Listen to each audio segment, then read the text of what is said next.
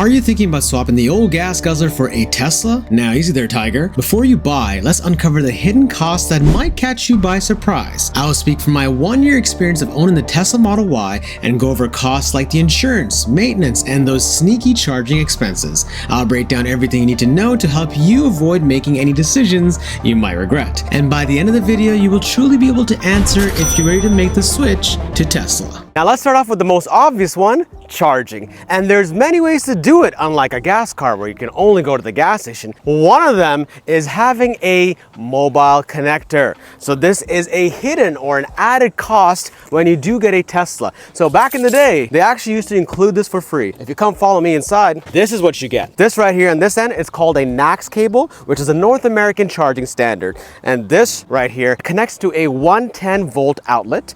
And this is for a 220 or 240 volt outlet for when you install a NEMA plug. Depending on your need, this may be good enough, but there is another option. There's also something known as a wall connector for your Tesla. Now the wall connector does charge faster, but the disadvantage is it's not movable like the mobile connector, which you can take with you anywhere on your road trips. Once you install the wall connector, it remains fixed in place. So if you wanted faster charging, the cost is $450, plus an added cost of a licensed electrician, which can cost $500 to thousands of dollars. Tesla also sells a universal wall connector with the same charging capability as the wall connector, which costs $580, but you would only need this if you have an EV that is not a Tesla. The cost to charge at home will vary heavily based on where you live. I've seen as low as $5 for a full charge up to $15 for a full charge. It all comes down to charging at off-peak hours and hoping you live in a place with low cost per kilowatts per hour. Up next, we have supercharging, which you will absolutely need if you live in a condo and do not have access to any outlets or simply for when you go on road trips. It costs $15 to $20 to charge 20 to 80%. This will vary based on the time you choose to charge, so something to keep in mind since a lot of people I talk to still think that supercharging is free. Sadly, it's not. Also, if you leave your Tesla at a supercharger when you are done charging, you will get idle fees of 50 cents to $1 per minute of delay. So don't be out here hogging it. There's also public charging like ChargePoint and Electrify America. Prices will vary heavily based on the provider, and some actually offer it for free with green parking spot included. It's rare though, so don't get too excited. The next hidden cost is getting tints for your Tesla. Now Tesla does UV protect your windows, your front windshield, the rear, as well as the roof, but you can always add further UV protection and more tints for better heat rejection. Who wouldn't want that?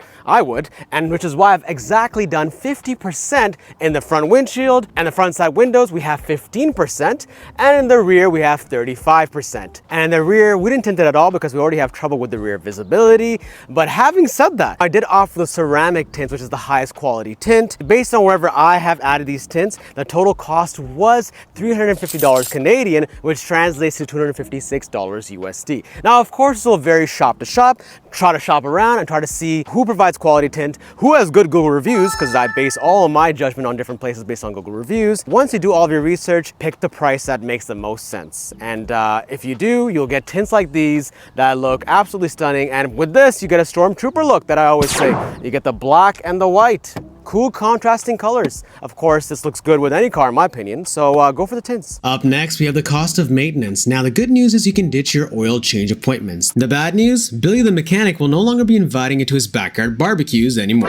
Now I have spent $16 for 2 bottles of windshield washers. Not sure if this is the norm in a 1-year span, but I guess I like to be generous with my sprays. The other maintenance cost is tire rotation. Now Tesla charges $96 for a tire rotation, and if you translate that to USD, that's $70. That's the quote that I got when I called them. So I am due for a tire rotation. I'm actually past due. Within a year, you should get your tires rotated, especially with EVs, because EVs are generally heavier. So they would actually wear through your tires a lot quicker. Now you should rotate your tires every 6,250 miles or 10,000 kilometers, or just based on how well your tread depth is holding up. Now it will hold well if you don't floor it at the lights every single time. I know it's hard to do with a Tesla. Now, of course, you don't have to go through Tesla for this, right? You can go to a third-party tire shop to do the tire rotation for you. And I actually called Discount Tire because I read around the internet that Discount Tire is the way to go. They do it for free. However, when I called them, they said it will cost me $70 Canadian because I have not purchased a tire from them previously. So that's their caveat. And if you do purchase with them, you'll get free tire rotations moving forward. So that's a little hack for you. If you are getting a third party to change your tires, you have to provide them rubber pads because they can damage your high voltage battery, because as you know, the cost to replace this,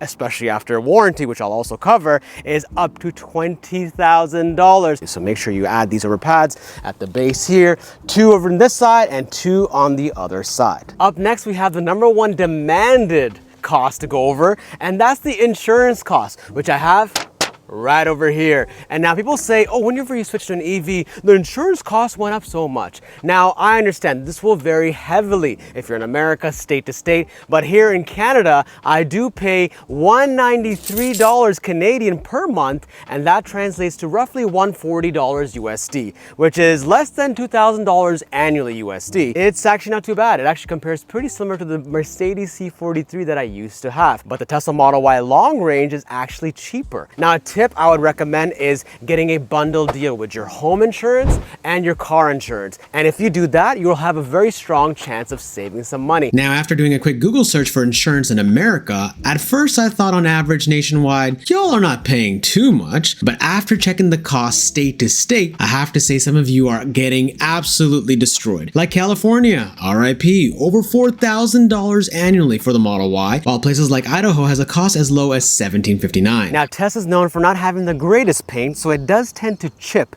We have the Multicoat Pro White paint, and we have noticed a couple chips over here and here. I've covered this before in my review video, so that's another hidden cost. You do have to get a PPF for your car. Now, I get it, all cars have this, but I think this especially applies to Tesla, where they have that paint that tends to chip with rocks and debris that you get along when you're driving, and the cost does range quite a bit. You can get DIY PPF, which is like $500 or so, or you can get a professional to do it, which can cost from $1,000 to $2,500 depending on where you are, depending on the quality that they're using, and things like that. So something else to consider if you want to keep your Tesla for the long haul and not trade it in, or not, like if you're just leasing, which I wouldn't recommend leasing because they don't let you keep the car at the end of the term. I would recommend PPF in conclusion. Now, the next hidden cost has to do with subscriptions. With the Tesla, you can get 2 different types. One of them being premium connectivity, which is the $9.99 per month additional cost. And you may be wondering, why do I have to pay extra? What's actually included? Now, you do get a free trial for the first 30 days, I believe, but after you do have to pay, and what you get is things like theater mode, but you do get that normally, but you get unlimited theater mode. You can watch things like Netflix, Disney Plus, YouTube, kind of like a data plan that you can watch unlimited of. You also get satellite view of the map, and what that means is it actually projects images from the satellite to make it more visually pleasing. The default setting is this grayscale, which is boring, a bit of a yawn snooze fest, but when I hit this globe icon, you get a more prettier, visually appealing satellite view of the map. It's a visual thing. It doesn't actually serve any further functional purpose, but one other thing that does serve a functional purpose are these lines. You can see orange and red, and this actually implies traffic in areas of heavy traffic you can avoid. So it's a live traffic visualization. And of course, the number one creme de la creme feature of premium connectivity is Sentry mode. There is a downfall to having Sentry mode activated. I have noticed a 5% per day vampire drain of the battery, which is pretty rough considering without Sentry mode on, it usually averages about max 1% drain. I believe that's something Tesla is working on, trying to reduce the amount of vampire drain Tesla does get when it's using Sentry mode. The next subscription hidden cost is full self-driving, otherwise known as FSD. The funny thing is, my friends always say, man, you're so lucky, you can just sleep while your Tesla drives you home after a late night out. But then I have to awkwardly explain to them it's an extra cost of $8,000 to buy it outright, or $99 monthly subscription fee. And by the time I'm done explaining that, they have already lost interest and walked away. with this, yes, your Tesla does take you from point A to point B by itself. It's not perfect yet, so you will have to keep an eye on it when using it. It currently comes with a half-assed summon that barely works, and an auto park feature that will prevent your parallel parking skills from getting exposed. An additional cost for your Model Y is getting acceleration boost, which costs an additional $2,000. It's not subscription based, and it improves your 0 to 60 time by 0.5 seconds. I personally used a Tesla referral program to redeem this back when it actually existed, so it was a $0 cost for me.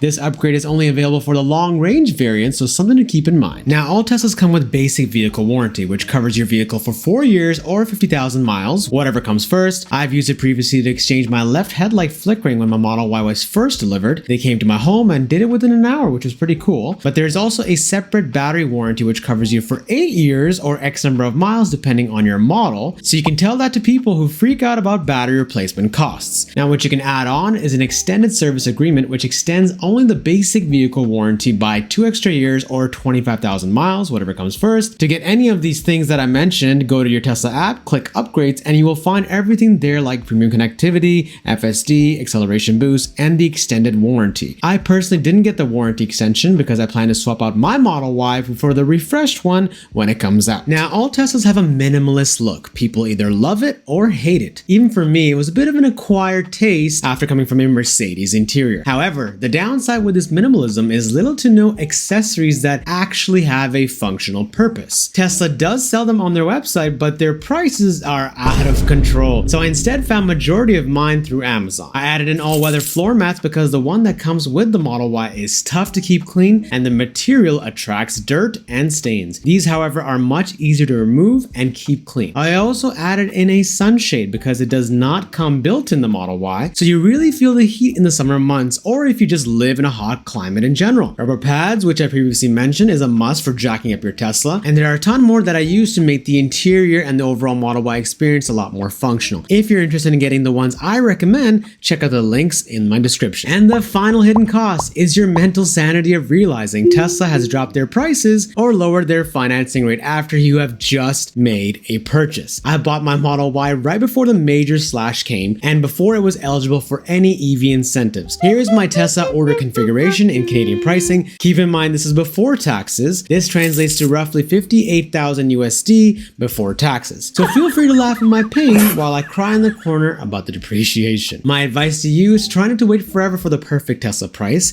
because they can either increase it or change their mind and decrease it. As long as you believe it to be a fair deal, pull the trigger. And if you're interested in seeing my full 1-year experience of what it's like to own the Model Y, click the video above.